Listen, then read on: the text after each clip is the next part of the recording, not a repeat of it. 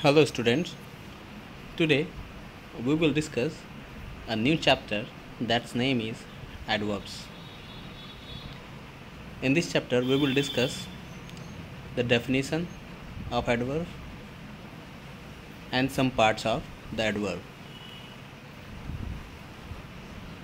So, let's begin with the definition of the adverb. So, an adverb is a word which modifies a verb, an adjective, another adverb, or phrases, and sometimes the whole sentence. तो सबसे पहले आपके understanding में ये हो जाना चाहिए कि जो इसमें जैसा कि ऑलरेडी इसको अगर हम स्प्लिट करें तो 2 वर्ड्स बनते हैं, add something to verb. Okay, इसका मेन बेसिकली जो काम होता है वो क्या होता है, वर्ब को मॉडिफाई करना। क्लियर? सो बट ये केवल वर्ब को ही मॉडिफाई नहीं करेगा, ये एडजेक्टिव को भी मॉडिफाई करता है। अब इसका नाम एडवर्ब क्यों पड़ा? क्योंकि ये हमेशा वर्ब से जुड़ा हुआ होता है। ठीक, ये जो होता है हमेशा वर्ब से जुड़ा होता है। अभी इसको समझेंगे कि कैसे ये जुड़ा रहेगा।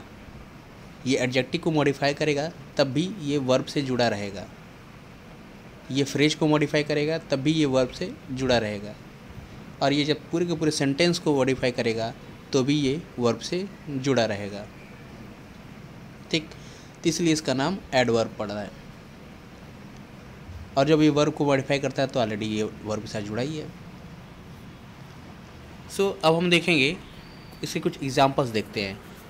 मैंने हर टाइप के एक एग्जांपल ले रखे हैं, जहाँ पर मैंने एक में वर्ब को मॉडिफाई किया है, दूसरे में एडजेक्टिव, थर्ड में एडवर्ब, फिर फ्रेजेस, फिर सेंटेंसेस को, होल सेंटेंस को मॉडिफाई किया है। अब उसके स्ट्रक्चर्स को और कैसे वो किसी को मॉडिफाई कर रहा है इसको समझते हैं। सो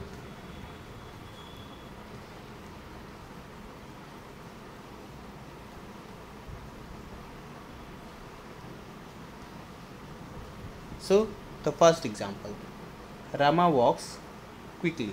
रामा वॉक्स क्विकली। तो यहाँ देखिए जो एक्शन है वो क्या है कि जो सब पहली चीज़ इसमें सब्जेक्ट समझिए। सब्जेक्ट हमारा रामा है, तो लेकिन हमें सब सब्जेक्ट नहीं समझना होता है। इसमें हम समझेंगे कि बट सब्जेक्ट आपको मैं ऐसे समझाते जाऊँगा क्योंकि आपको याद रहे कि सब्जेक्ट कैसे फाइंड आउट कर रहे हैं। तो इसमें सब्जेक्ट कौन होगा? फर्स्ट सेंटेंस में रामा होगा। वर्ब कौन होगा? वॉक्स होगा। जो वर्ब है उसको हम बस यहाँ पर नोटिस करेंगे।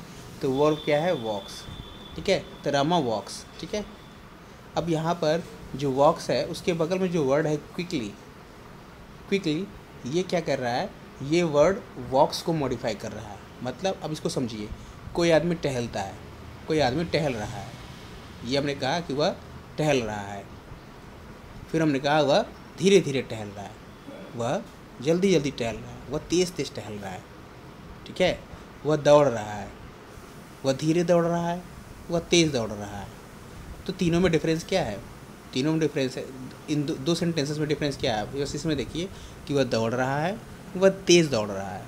तो इसमें हमने जो उसकी दौड़ने की प्रक्रिया थी, जो मेथड मतलब मैनर था उसका, वो क्या बता दिया? वो बताया कि उसका मैनर कैसा है। जो तेज़ दौड़ रहा है वो बता रहा है कि अब उसके दौड़ने का मैनर कैसा, ढंग कैसा है। वह दौड़ रहा है, ये एक्शन परफॉर्म कर रहा है, ये तो अलग बात हो गई, लेकिन वो उस एक्शन को किस ढंग से परफॉर्म कर रहा है ये बताने के लिए हमने क्या लिखा कि वह तेज़ दौड़ रहा है। ठीक है, तो उसी चीज़ को अगर हम यहाँ कहें तो ही रन्स, यहाँ पर लिखा रामा वॉक्स, यहाँ बोला रामा वॉक्स। उसी मैनर में यहाँ पर क्विकली क्या कह रहा है कि रामा वॉक्स क्विकली, तेज़ी से टहल रहा है। ठीक है, मतलब उसकी स्पीड कैसी है? तेज़ है। समझ में आया? तो अगर हम किसी चीज़ को ऑब्जर्व करें और उस एक्शन के साथ उस एक्शन के होने के मैनर को भी परफॉर्म बताएं तो क्या बनेगा? यहाँ पर वो उस वर्ब को मॉडिफाई करेगा। जैसे कि रामा वॉक्स क्विकली में क्विकली क्या कर रहा है? वर्ब वॉक्स को मॉडिफाई कर रहा है। ठीक, now the second one, there is a very sweet mango. There is a very sweet mango. अब यहाँ देखिए स्वीट क्या है? एडजेक्टिव है। स्वीट क्या है? एडजेक्टिव है। क्यों? क्योंकि ये किसी नाउन को फॉलो कर रहा है और इसको फॉलो कर रहा है वेरी। इसको फॉलो कर रहा है वेरी। अब इसके सेंटेंस को समझते हैं। There is a sweet mango, ये भी सही है। There is a very sweet mango, ये भी सही है। बट जो पहला सेंटेंस है उसमें क्या कह रहे हैं कि हमने बस इतना कहा कि यहाँ एक मीठा आम है, वहाँ एक मीठा आम है, ठीक है, वहाँ एक मीठा आम है। अब दूसरे सेंटेंस में क्या है, वहाँ एक बहुत मीठा आम है, ठीक है। केवल मीठा है तो चलिए ओके, ठीक है, वो मीठा है, बट बहुत मीठा है मतलब सफिशिएंट मीठा है, मतलब इनफ, ठीक है। तो इसमें क्या कर रहा है कि हम उसकी मिठास को और ज़्यादा, जैसे हमने बड़ा बोल दिया कि वो बहुत मीठा है, तो उसकी जो मिठास है, जो उसका मीठापन है, वो क्या है, उसकी क्वालिटी और बढ़ गई। मतलब उसकी क्वालिटी को क्या कर रहे हैं हम, और ज़्यादा उसकी डिग्री और भी ज़्यादा बढ़ा दिया हमने। तो हमने कह दिया वो बहुत ज़्यादा मीठा है, ठीक है, वो मीठा है लेकिन बहुत ज़्यादा। अब जैसे कुछ मीठा खाते हो ना तो कहते हो हाँ मीठा है, ठीक है, लेकिन बहुत ज़्यादा मीठा होता तो आप नहीं पी पाते हो। आप चाय आएगा सपोज़ मीठी है तो पी लेते हो, कहा कि मीठा है पी लिया, बट बहुत ज़्यादा मीठा है तो नहीं पी पाएंगे ना, तो उसकी डिग्री बदल गई, बहुत ज़्यादा मीठा हो गया। तो सेम वही मैनर है कि यहाँ पर क्या है, वहाँ एक आम है वो मीठा है लेकिन वो बहुत ज़्यादा मीठा है, ठीक है। तो जो केवल मीठा है तो स्वीट क्या है, एडजेक्टिव है, बट इसके पहले अगर वेरी लगा दे तो जो वेरी है वो मॉडिफाई कर रहा है किसको, उस मीठेपन को, एडजेक्टिव मिठास को, ठीक है। जो एडजेक्टिव है मिठास मतलब स्वीट है, जो स्वीटनेस है उसको क्या कर रहा है, उसको मॉडिफाई कर रहा है ये स्वीट को। तो स्वीट मैंगो क्या हो गया कि वेरी स्वीट मैंगो, यहाँ पे वेरी क्या कर रहा है, मॉडिफाई कर रहा है एडजेक्टिव स्वीट को। अब ये समझेंगे कि ये कैसे जुड़ा हुआ है वर्ब से, ठीक है। सो देखिए इस पर 3 सेंटेंसेस देखते हैं। There is a mango, there is अ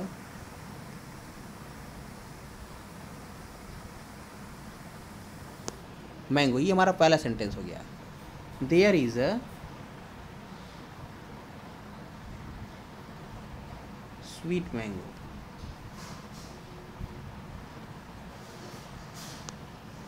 ठीक है। और जो थर्ड वन है वो लिखा हुआ है there is a very sweet mango. तो देखिए जो पहला स्ट्रक्चर है, पहला जो सेंटेंस है वो क्या कर रहा है, देयर इज़ अ मैंगो, हमने क्या किया कि वहाँ इंट्रोडक्टरी पार्ट की तौर पे इज़ को यूज़ किया है। यहाँ इस किस तरह यूज़ हुआ है, बीइंग की तरह यूज़ हुआ है, इस किस तरह यूज़ हुआ है, बी की तरह यूज़ हुआ है, और ये इंट्रोडक्शन की तरह यूज़ कर रहे हैं। तो there is a mango, there is a mango, ये इंट्रोडक्टरी हो गया, ठीक है। तो इसमें क्या है, इज़ जो है, ये जो मैंगो देयर है, ये पूरा सेंटेंस क्या है, इसमें वर्ब कौन है, इज़। अब there is a sweet mango, ये भी क्या है, अब ये मैंगो से जुड़ गया है, ये मैंगो से जुड़ गया है, ठीक।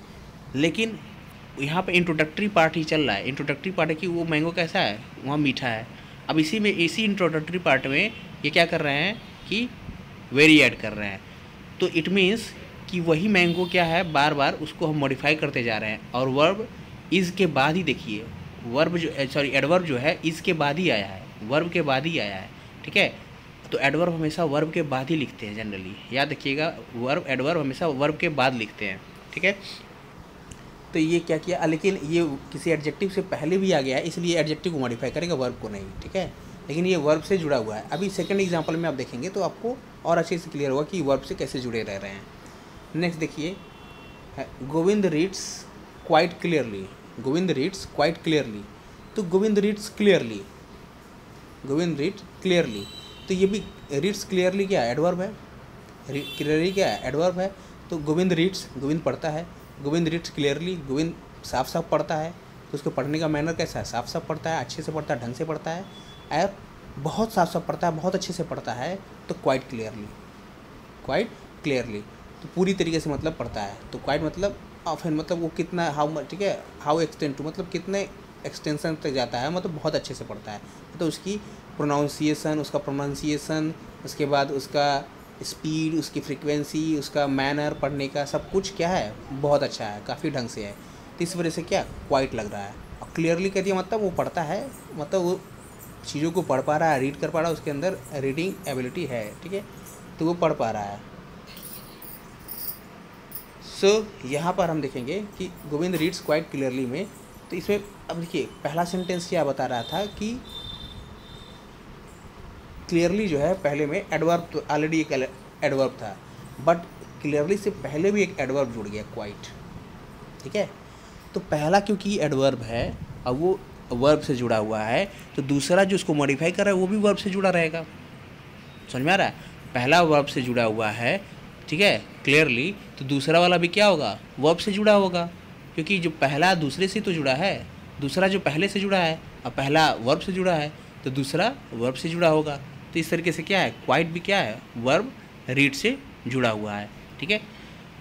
सो यहाँ पर एक एडवर्ब को मॉडिफाई कर रहा है। पहले में एडवर्ब ने वर्ब को मॉडिफाई किया, दूसरे में एडवर्ब ने एडजेक्टिव को मॉडिफाई किया, तीसरे में एडवर्ब ने एडवर्ब को मॉडिफाई किया। हैव नाउ नेक्स्ट वन, अब फ्रेज वाला देखेंगे।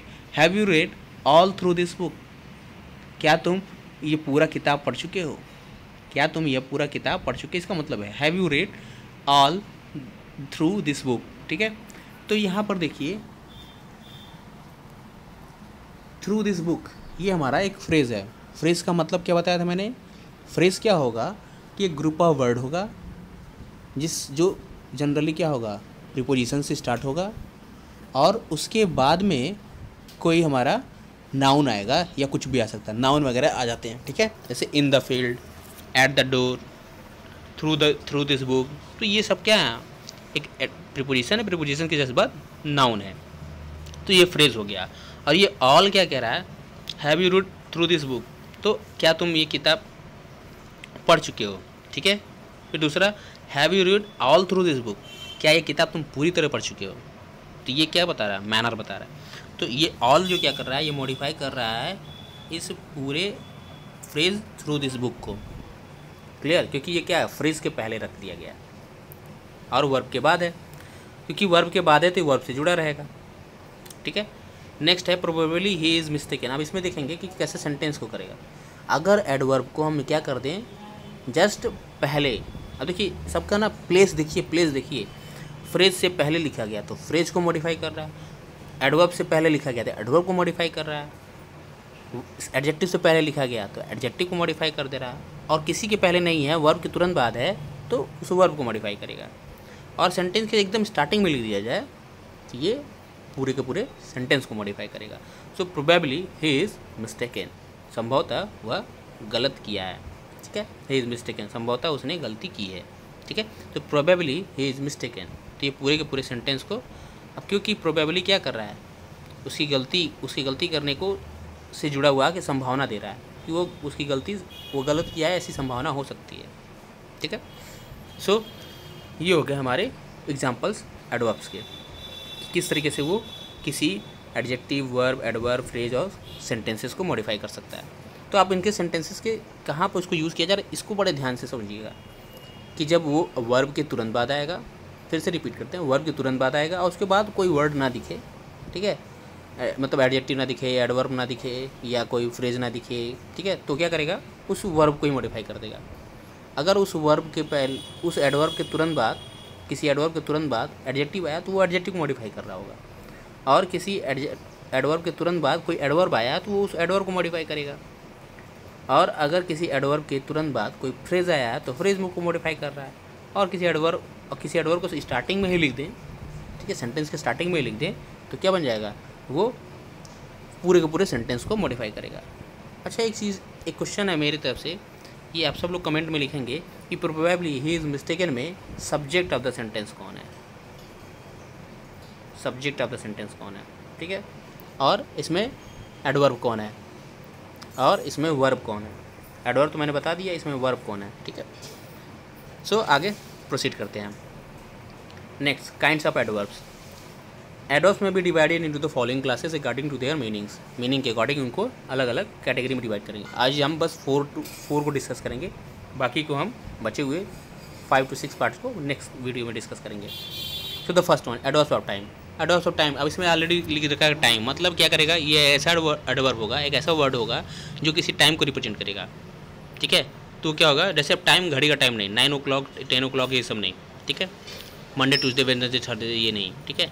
हम टाइम में मतलब एक डेफिनेट टाइम होगी या इनडेफिनेट टाइम होगी, डेफिनेट या इनडेफिनेट टाइम। अब डेफिनेट टाइम में डेट नहीं याद रखेंगे, डेट को नहीं लेंगे या फिर किसी ईयर को नहीं लेंगे, ठीक है। जो वर्ड किसी पर्टिकुलर पूरे डे को रिप्रेजेंट करता हो, उसमें कोई फिक्स डेट ना हो, fix date, fix year, fix time को नहीं लेते हैं, ठीक। जैसे कि एडवर्ब ऑफ टाइम क्या करेगा, it shows when an action perform, action को कब परफॉर्म किया जाता है, ठीक है, वो वाला एक्शन, मतलब एक्शन को कब परफॉर्म किया जाता है, इसमें क्वेश्चन पुटअप होगा व्हेन, ठीक है। तो इसमें कुछ एग्जांपल्स हैं इसके, आर मतलब इसमें यूज़ कर some of them are before, before हो गया, एगो हो गया, lately, at, now, soon, yesterday, already etcetera. ये सब के सब क्या हैं, टाइम्स हैं, एडवर्ब्स ऑफ टाइम रिप्रेजेंट करेंगे। तो ये वर्ड जहाँ दिखेंगे आपको एडवर्ब ऑफ टाइम होंगे वो। For examples, that day he arrived late, यहाँ पर लेट क्या है, adverb of time. We shall now begin to work, तो नाउ बिगिन टू वर्क, तो नाउ क्या हो जाएगा, एडवर्ब ऑफ टाइम हो जाएगा। क्लियर। तो ये जहाँ दिखे लेट दिखे, नाउ दिखे, लेटली, अब यहाँ इसको इस तरह से यूज़ कर सकते हैं, that day he arrived late, तो ही अराइव्ड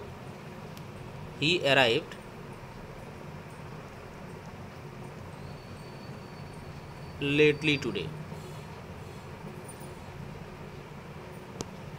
ही अराइव्ड लेटली टुडे, सिंपल। तो यहाँ पर लेट या लेटली कर सकते हैं आप, ठीक है।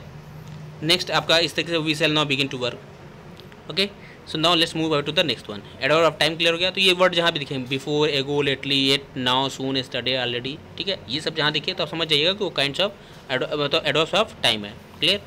Now come to the next one, adverbs of frequency है। फ्रीक्वेंसी क्या बताता है, एडवर्ब ऑफ फ्रीक्वेंसी बताता है कि how often an action is perform, मतलब कितनी बार वो चीज़ हो रही है, उस चीज़ के होने की फ्रीक्वेंसी कितनी है, मतलब वो कितने फ्रीक्वेंट टाइम पे हो रहा है, कितने टाइम पे हो रहा है, ठीक है, कितने किस टाइम इंटरवल पे हो रहा है, तो उसको एडवर्ब ऑफ फ्रीक्वेंसी बोलते हैं।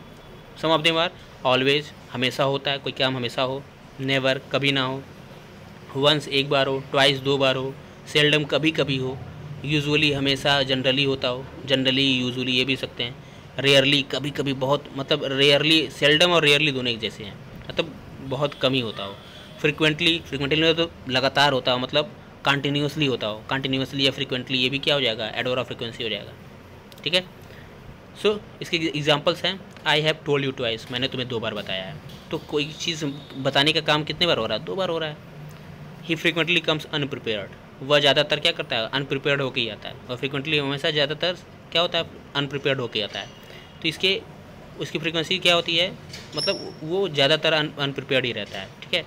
तो ये इसकी एडवर्ब ऑफ फ्रीक्वेंसी हो गई, ठीक। तो एडवर्ब ऑफ फ्रीक्वेंसी में हम जब भी देखेंगे ये always, once, twice, seldom, usually, rarely, frequently, never, continuously, ठीक है। तो ये सब के सब क्या हो जाएंगे, ये आपके एडवर्ब ऑफ फ्रीक्वेंसी हो जाएंगे। क्लियर। अब यहाँ देखिए एल वाई में कन्फ्यूज में होइएगा, कभी L Y adverb of manner में भी जाता है, कभी एल वाई इसमें भी आ जाएगा, तो आप उसमें कन्फ्यूज मत होइएगा। मैनर में वो आपको अलग से रिप्रेजेंट करेगा खुद को। Adverb of place, adverb place वो करता है वेयर, मतलब कोई एक्शन कहाँ परफॉर्म किया जा रहा है, उस एक्शन मतलब कहाँ पे है, तो उसका मतलब क्या है। अब इसमें क्या है, some of them are here, everywhere, down, near, away, backward, upward, etcetera. अब ये नहीं करेंगे कि दिल्ली में, मुंबई में, चेन्नई में, ये नहीं, ये तो नाउन्स हो गए, ठीक है, ये नाउन्स हो गए, तो इसको हम यूज़ नहीं करेंगे एडवर्ब ऑफ प्लेस में। एडवर्ब ऑफ प्लेस में दिल्ली, मुंबई, चेन्नई या थिएटर या हॉल या पार्क, ये सब नहीं। आप क्या करेंगे एडवर्ब ऑफ प्लेस में, here, there, everywhere, down, near, away, backward, मतलब कोई पर्टिकुलर जगह ना हो, वो कोई पर्टिकुलर जगह ना हो, ठीक है, वो हर जगह यूज़ करें, मतलब जो पूरे, मतलब जो यूनिवर्सल हो, जो हर जगह यूज़ किया रहता है। जैसे अगर हम अपने घर पे हैं, बोले हैं अपवर्ड, तो मतलब ऊपर की तरफ, हम किसी और के घर में जाएंगे वहाँ भी अपवर्ड होगा, कहीं पे भी अपवर्ड हो सकता है, अपवर्ड डायरेक्शन कहीं भी यूज़ किया जा सकता है, ठीक है।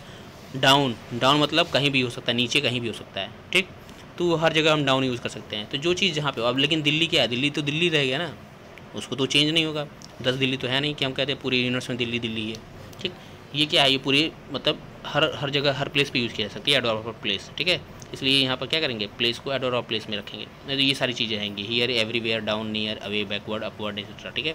जैसे फॉर एग्जाम्पल स्टैंड हियर, तो हियर यहाँ खड़े हो जाओ, गो देयर वहाँ चले जाओ। और सेकेंड वन, थर्ड वन जो अभी चल रहा है, कोविड-19 है जो spread everywhere in the country, पूरी तरीके से कंट्री में हर जगह फैल चुका है, ठीक है। तो ये एवरीवेयर हो गया आपका। सो ये हो गया adverb of place. And the last one we will discuss today, that is adverb of manner. तो इसमें क्या होगा, इट शोज हाउ और in what manner any action is performed, मतलब ये बताएगा कि कैसे और किस मैनर से किसी एक्शन को परफॉर्म किया जाता है। Some of them are slowly, soundly, hardly या हार्ड लिख सकते हैं, सैडली, डिलाइटफुली, फास्ट, एट्सेट्रा। अब देखिए यहाँ फास्ट का फास्टली नहीं रहेगा, कुछ बुक्स में आपको फास्टली लिखा मिलेगा, बट आप याद रखिए इसको अवॉइड किया करिए, फास्टली यूज़ नहीं करेंगे हम, कुछ बुक्स में आपको फास्टली लिखा हुआ मिल सकता है, बट आप प्लीज़ उसको अवॉइड करिएगा। फास्टली हम वर्ड यूज़ नहीं करेंगे। फास्ट ही एडजेक्टिव भी होता है, फास्ट ही एडवर्ब भी होता है, ठीक है।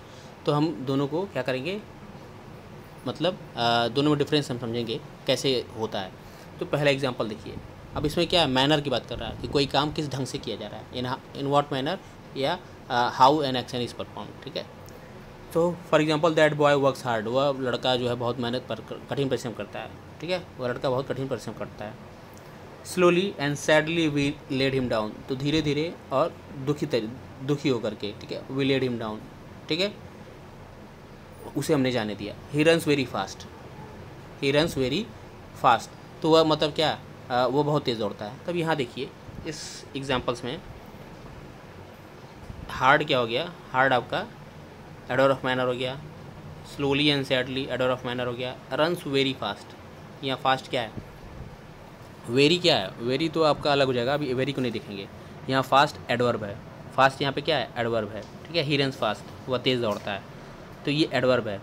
बट एक एडजेक्टिव का एग्जांपल लेते हैं, it is a fast train, it is a fast train, ठीक है, it is a fast train. तो यहाँ पर जो फास्ट है एडजेक्टिव की तरह यूज़ किया गया, क्यों, क्योंकि ये किसी नाउन को फॉलो कर रहा है, क्लियर, ये किसी नाउन को फॉलो कर रहा है, ठीक है। और ये क्या इंट्रोडक्टरी सेंटेंस भी हमारा, तो it is a fast train. तो यहाँ पर देखिए फास्ट क्या है, एडजेक्टिव है, और यहाँ पर फास्ट क्या है, एडवर्ब है, clear. He runs fastly, he runs fastly ये लिखा हुआ मिले तो आप ही रन्स फास्ट ही पढ़िए, वहाँ फास्टली मत लिखिएगा। वो भी सही है, कहीं बुक पे लिखा है तो कोई डजेंट मैटर, बट आप और करेक्ट वे में यूज़ रखिए, फॉर्मल इंग्लिश समझिए, उसमें क्या करेंगे हम फास्टली यूज़ नहीं करके फास्ट यूज़ करेंगे। So with this I hope कि आपको ये सब समझ में आ गया होगा, आपको ये सारे टाइप समझ में आएंगे, एडवर्ब्स की यूज़ समझ कैसे कर रहे हैं उसको समझ में आया होगा, कब ये मतलब एडजेक्टिव को मॉडिफाई कर रहा है, कब हम वर्ब को मॉडिफाई कर रहा है, कब फ्रेज़ को, कब क्लॉज को, कब पूरे सेंटेंस को मॉडिफाई कर रहा है। तो ये सारे चीज़ें हमने देख ली और ये 4 टाइप्स देख लिए। तो आज के लिए बस इतना ही, और नेक्स्ट वीडियो में हम देखेंगे अदर टाइप्स, जैसे एडवर्ब ऑफ